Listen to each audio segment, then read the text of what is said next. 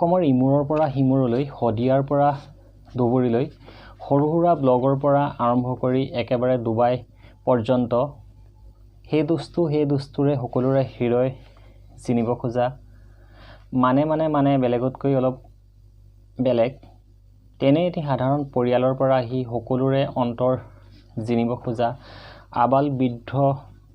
আবাল বৃদ্ধ বনিতা সকলোৰে মুখত উচ্চাৰিত এটি নাম হৈছে ডিম্পু বৰুৱা। কোনো কীৰ্তিমতা নথকা তেনেই এটি সাধাৰণ পৰিয়ালৰ পৰা আহি তেনেই সাধাৰণ বেশভূষা, ভৰিত হাৱাই চেণ্ডেল, কিন্তু তেওঁৰ আছে লাখ লাখ অনুৰাগী।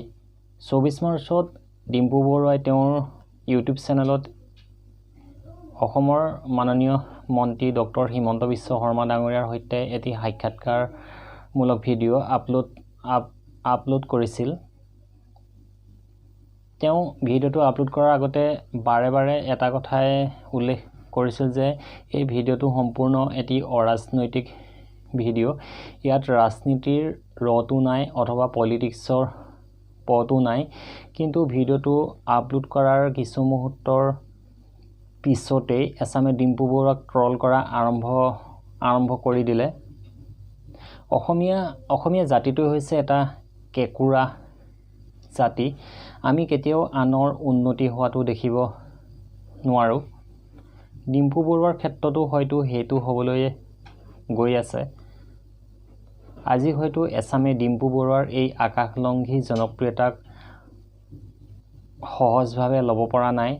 তেওঁলোকৰ হয়তো পকৰ জ্বলি মৰিছে।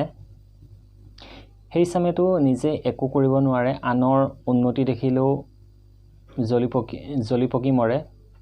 ডিম্পু বৰুৱালৈ এটাই অনুৰোধ, তুমি কেতিয়াও থমকি নৰবা, আগুৱাই যোৱা, আনৰ সমালোচনাক গুলি মাৰা, সেই দুষ্টুৰে তুমি আগুৱাই যোৱা, মানে তুমি বেলেগতকৈ অলপ বেলেগ।